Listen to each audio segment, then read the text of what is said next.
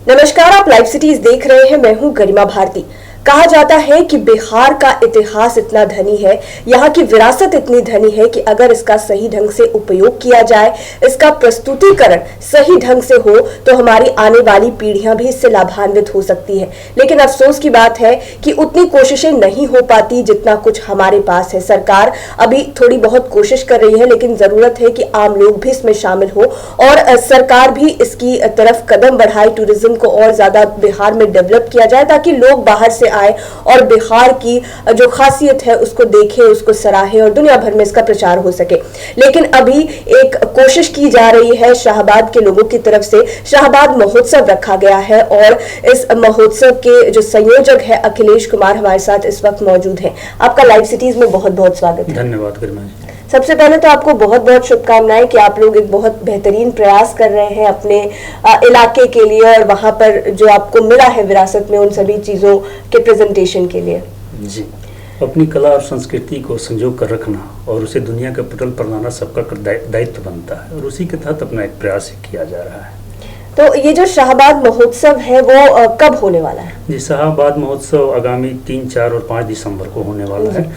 3 दिसंबर को सोन आरती रखा गया है और 4 दिसंबर को सोनतटीय कला संस्कृति पर और इतिहास पर एक परिचर्चा रखी गई है। उसके हमारे चीफ गेस्ट होंगे बिहार सरकार गृह विभाग के विशेष सचिव विकास वैभव जी, और उस दिन वहाँ की जो नृत्य संगीत है उसकी प्रस्तुति भी होगी। उसमें हमारे बिहार, झारखंड और उत्तर प्रदेश के वक्ता जो हैं, जिन्होंने रिसर्च किया है और जो विद्वान है जो कला संस्कृति के बारे में सोनतटी, वो आएंगे, अपना भाषण करेंगे। और 5 तारीख को शाहबाद को केंद्र में रखकर कार्यक्रम किया गया। उस दिन शाहबाद की कला संस्कृति की प्रस्तुति होगी। उस दिन शाहबाद में पर्यटन को कैसे विकसित किया जाए इस पर चर्चा होगी। और उस दिन आपको हमारे यहाँ का जो प्रमुख व्यंजन है, जो महापुरुष है, उनके तैल चित्र लगाए जाएंगे ताकि आने वाली पीढ़ी जाने कि हमारे यहाँ कौन कौन बड़े महापुरुष हुए। अच्छा, आपने प्रमुख व्यंजन की बात की तो मैं भी जानना चाहूंगी कि वो जो इलाका है वहाँ पर लोग क्या खाते हैं, क्या प्रमुख क्या है वहाँ? जी, शाहबाद में जैसे है आपका, हमारे यहाँ एक बक्सर का पापड़ी है, आप जानते हो नहीं, बक्सर का पापड़ी बहुत प्रमुख अच्छा, है। मतलब शाहबाद मतलब उसमें जो 4 जिले पहले आए जी, 4 जिले। शाहबाद पहले जिला हुआ करता था 1972 से पहले।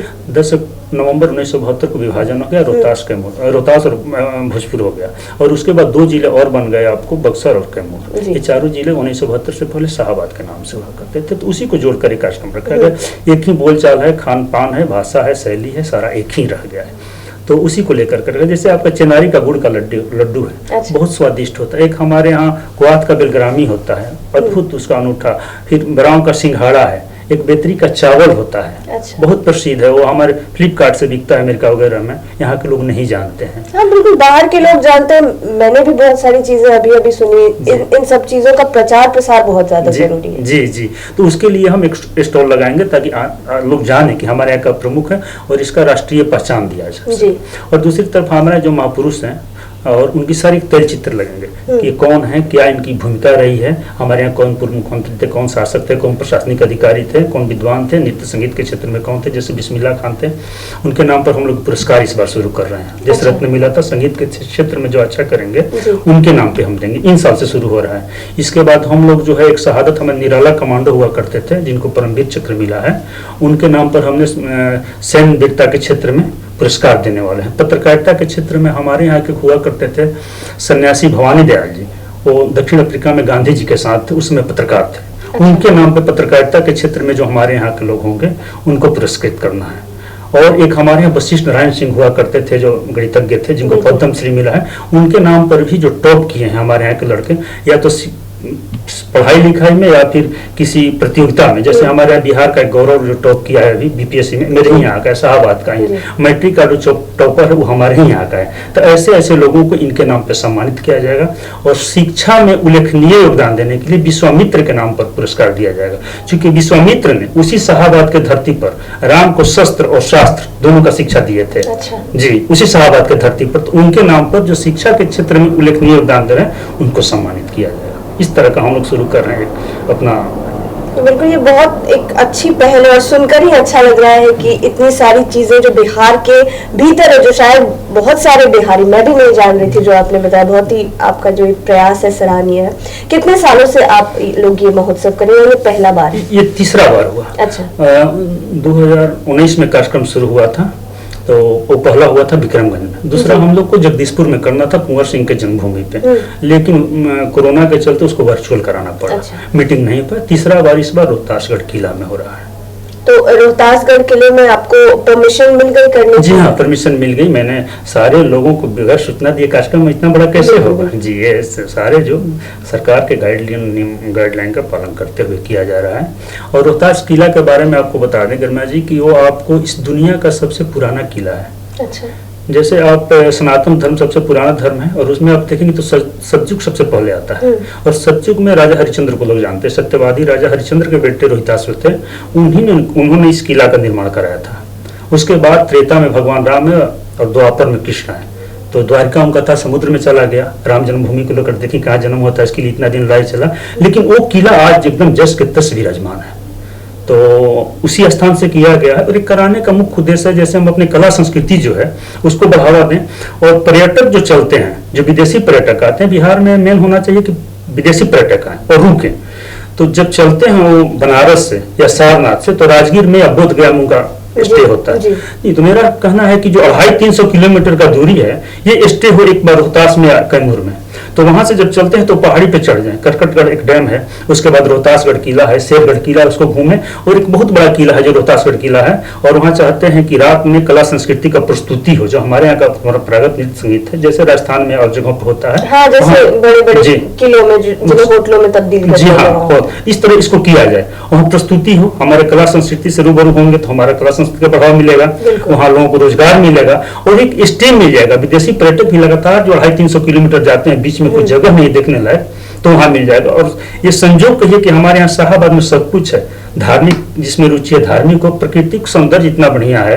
किला है आपका रोहतासगढ़ शेरगढ़। इसके बाद किसी स्वतंत्रता सेनानी में यदि इंटरेस्ट होता, हमारे यहाँ पहला 1857 का विद्रोह जो किए थे कुंवर सिंह, ये सारे जो एक ऐसा सामाजिक बनावट है, प्राकृतिक बनावट है कि शाहाबाद में सब कुछ है। जी, कुछ भी मिल सकता है। जो इंटरेस्ट ऑफ पर्यटक को हमारे यहाँ मिलेगा, उसको बढ़ावा देने के लिए किया जाए। सरकार कैसे मदद करे?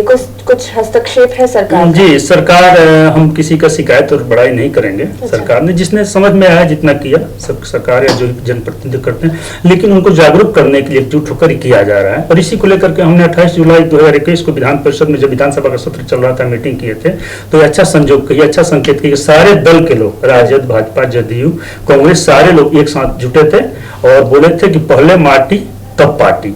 मतलब जब शाहाबाद की बात आएगी, ये नारा मतलब कि उन 4 जिलों के हर दल के लोग बोले, संकल्प लिए कि पहले माटी तब पार्टी। जब हमारी बात आएगी विकास की तो हम लोग एक साथ होंगे। तो अच्छा संकेत है। शाहाबाद महोत्सव ही करा रहा है, लेकिन एक अच्छा संकेत है कि सारे दल के लोग अब रुझान बढ़ा। और इस कार्यक्रम में भी सब लोग आ रहे हैं, डिप्टी सीएम आ रहे हैं, सभापति जी जा रहे हैं, सारे लोग आ रहे हैं, हर दल के लोग आ रहे हैं। चलिए, ये प्रयास तो मुझे बहुत अच्छा लग रहा है सुन के। आपको क्या लगता है कि लोगों का झुकाव, रुझान इस तरफ होगा? जी, हो रहा है। लोगों में उम्मीद जगी है। अच्छा। और सरकार के भी जो लोग हैं, जो हमारे यहाँ स्थानीय प्रशासन है, डीएम है, डीएफओ है, अपने स्तर से प्रयास कर रहे हैं, लोग भेज रहे हैं। और सरकार जो संसाधन है, हमको लगता है संसाधन में जरूर पर्यटन को बढ़ावा देने का प्रयास करेगी। बिल्कुल। और कौन लोग वहाँ जा सकते हैं?